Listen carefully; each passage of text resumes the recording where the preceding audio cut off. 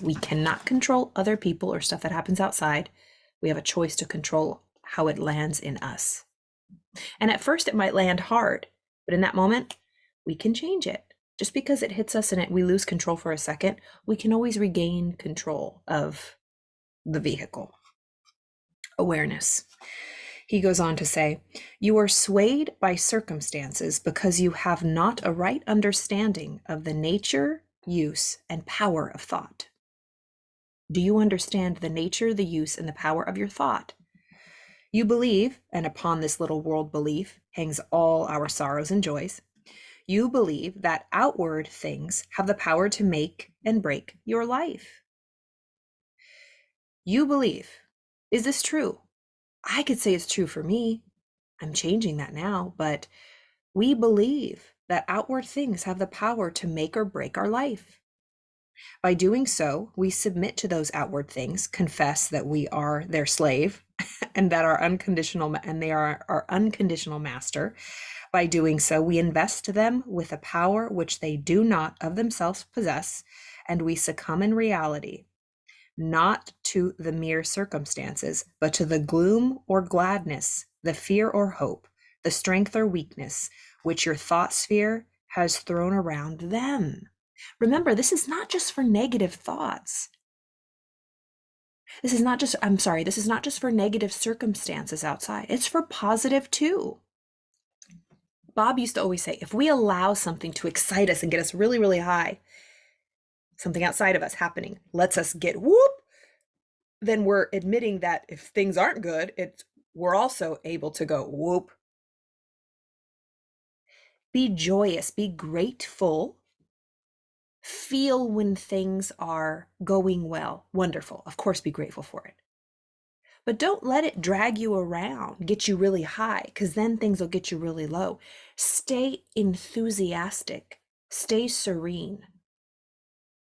Don't get excited and don't get depressed. Stay enthusiastic, in theos, one with spirit, calm, serene, knowing that excitement, it'll pass just like a cloud. You can bask in it and give gratitude, but it will pass.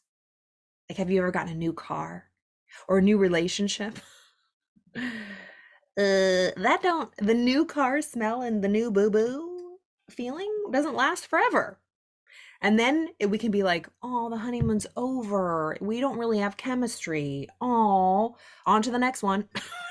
No, it's just changing. And all states are beautiful. They're all passing, but it's all the experience we have in here. How are we experiencing it? What are we learning? You are swayed by circumstance because you have not right understanding of the nature, use, and power of thought. You believe, and upon this little world belief hangs all the sorrows and joys, that outward things have the power to make or break your life. By doing so, you submit to those outward things, confess that you are their slave, and that you are and they are your unconditional master.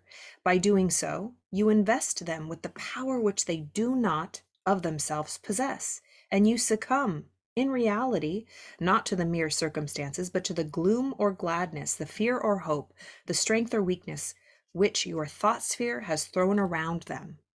Our thought sphere throws. We color, James Allen, I think William Blake said that too.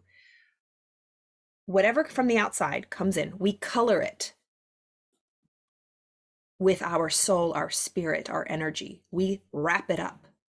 That's why there's similar things and two people can experience the similar thing outside, but they wrap it up in a different packaging. So thus they experience it.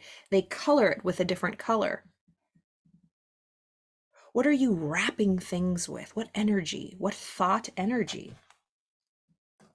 What thought sphere are you throwing around the things?